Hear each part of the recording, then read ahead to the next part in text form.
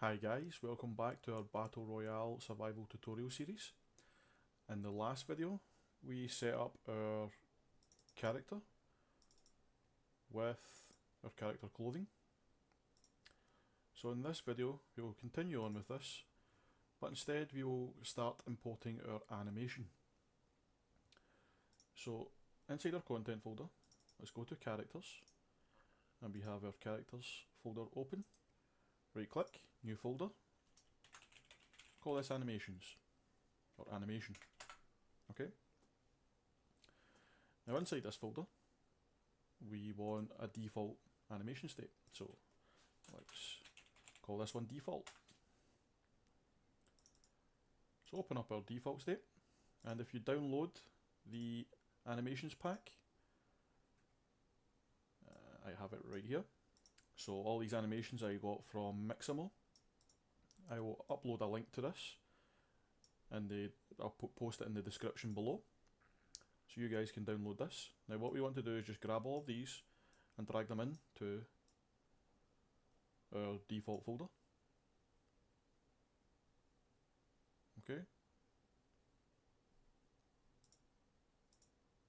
And then the skeleton, if we set that to our male 001 base mesh skeleton, and just say import all. Okay, so now that we have this imported, the next thing we need in here is, if we right click, go to animation, and bring in a blend space, and again we want to select our male 001 base mesh skeleton, and we'll call this blend space default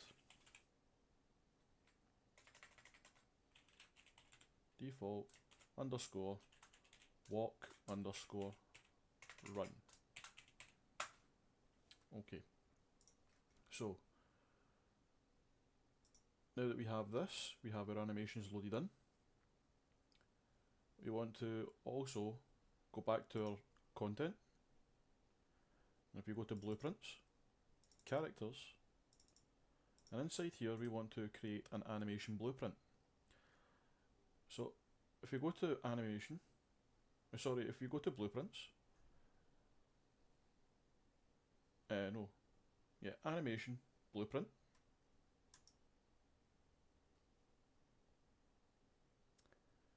we want to set an animation blueprint based off this skeleton, so our male 001 skeleton. Press OK. We'll just call this base underscore character underscore anim bp. So this is now our animation blueprint. We'll open this up and just dock it up the top. We'll be using this at some point. Now if we go to our base character, the base character blueprint, and go to our viewport, the next thing we need to do is set from mesh, go to our animation class, so the anim class, and set this to our base character anim bp that we just set up, and compile and save. So now moving into our graph, in here we need a default state, so let's call this state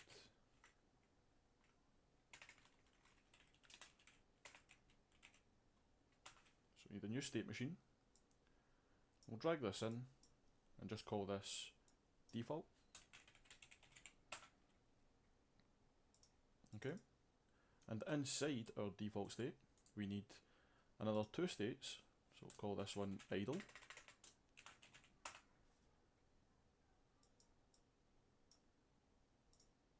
and just drag off onto idle, and then we need another state. We'll call this default underscore walk underscore run. Okay. And if we drag from here to the state, these are what is known as transition. And that means we can transition from the idle using whatever is in this to here. So we'll cover that in just a second. So let's compile and save this. You can see we get the error because we don't have transition states yet. And if we pop back to our blend state, our blend space, so content, go to characters, go to animation, default, and open up our blend space. Okay, now we have all our animations at the side here. We just drag this up, and under horizontal axis and vertical axis, so along our horizontal axis we want to set our direction, and our direction is based off whether or not the character is facing the forward direction or the backwards direction. So going around the character we have 360 degrees, therefore our minimum axis is minus 180 and our maximum axis is 180, and that gives us a full 360 degree rotation for direction. Now our vertical axis is speed. This will be going back and forward, and the minimum can be 0 and the maximum is 600. Now the reason why we use 600 is if we pop back to our base character and scroll down to character movement, we can look down and see our max walk speed is set to 600 and the max walk speed crouch is set to 300, so it's really good to know these values. So our 600 max walk speed will go here, so our 600 max walk speed. Okay, so let's compile and save this and start adding in our animations now. So when we are at 0 speed in any direction, we want to have idle set, so if we just drag them in to each position, idle and idle. Okay, if we hold shift we can drag the little green node around about, and this will give us the states between each one. Okay, so for our walk we want walk forward straight in the middle. Okay, so walk forward here, and this will give us 300, so a speed of 300 will be walking forward, and if we take our state we can see that we are now walking from idle to walk. Okay, so let's now start setting everything else up. Our running forward will go at the top. Okay, and then we want right here and left here, so we'll grab our walking right and place it here, and our walking strafe left and place it here. Okay, now we want our running strafe left up here, running strafe right up here. Okay, so now we can transition from our walking right to our running right, and our walking left to our running left. Okay, so now when we are at an entire 180 degrees, we want our character to be going backwards. Okay, so our walking backwards will be here, so 180 degrees it will be the other direction, and again minus 180 degrees will be the same other direction, and do the same with the running, so running backwards and running backwards. Now if you click here we can see, give me just a second, we can see all the names, so you can make sure you have everything the same. So all our idles at the bottom, our walk forward, walk right, run left, and then walk backwards, run backwards. Very simple. So we'll just save that out, and we are done with the blend state for now.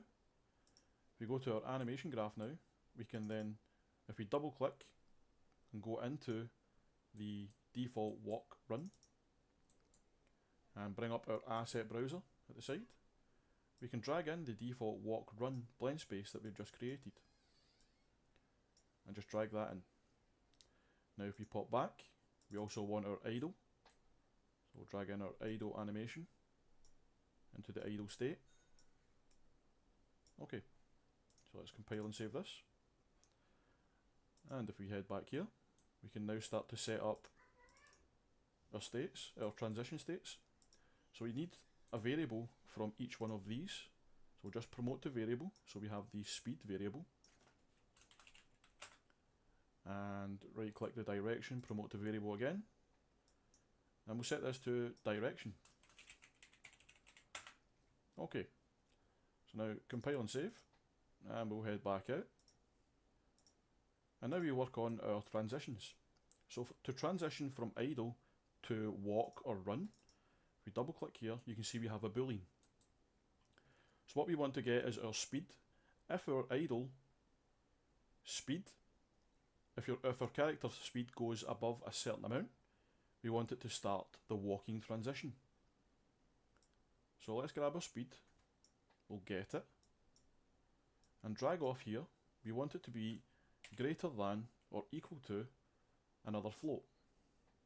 And we can drag that into our transition state. And let's just set this to something small but above 0. So 10 is fine, 5 is fine, 20 is fine. It's entirely up to yourself. As long as it is above 0 and below 300, it should be fine. So let's compile and save this. Now we'll head back out again. And if we grab the backward transition state, we then have to do the opposite. So if we get our speed, we want to check and see if it's less than or equal to another float. And this float is 10. The exact same, only less than or equal to. So let's now compile and save this. And as you can see, we no longer get our errors. Okay, so now we need to, sorry about that. Now we need to set up our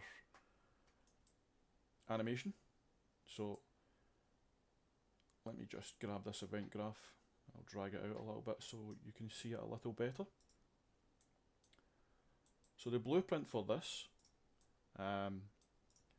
we need to get the character. So let's cast to character.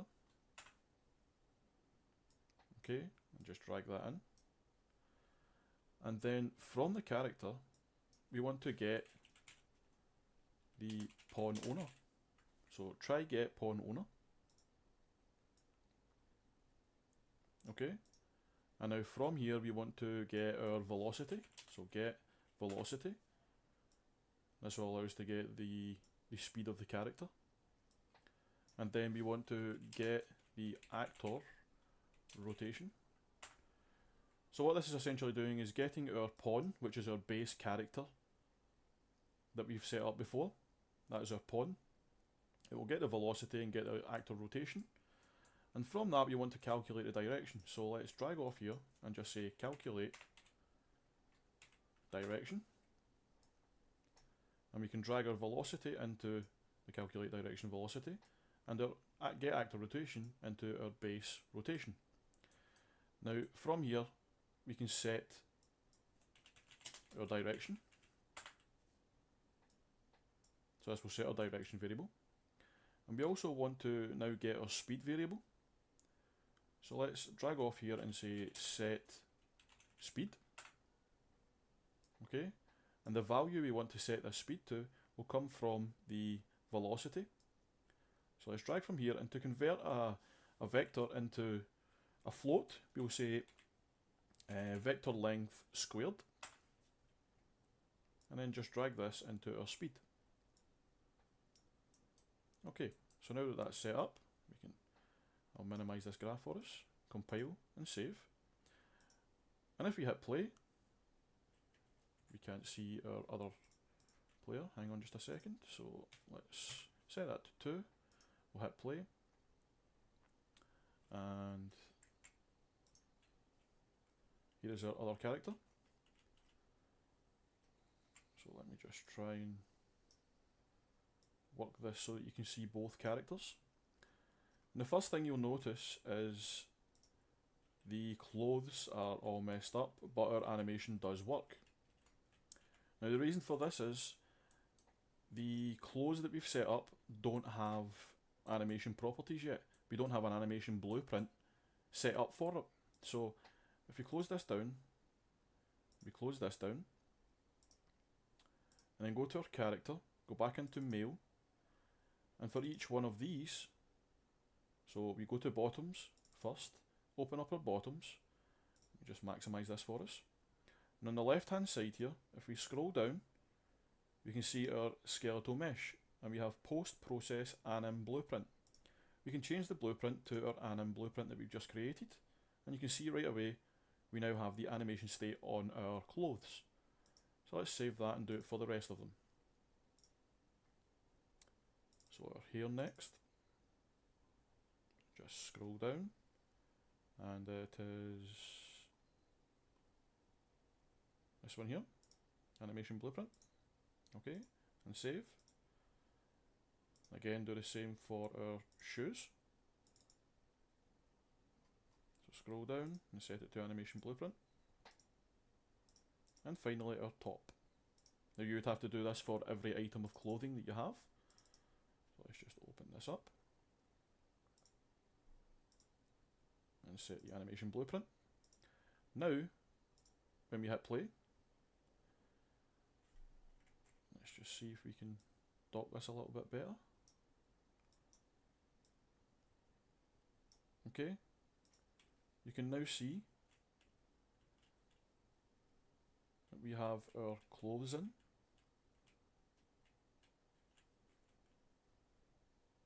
and they animate with the character.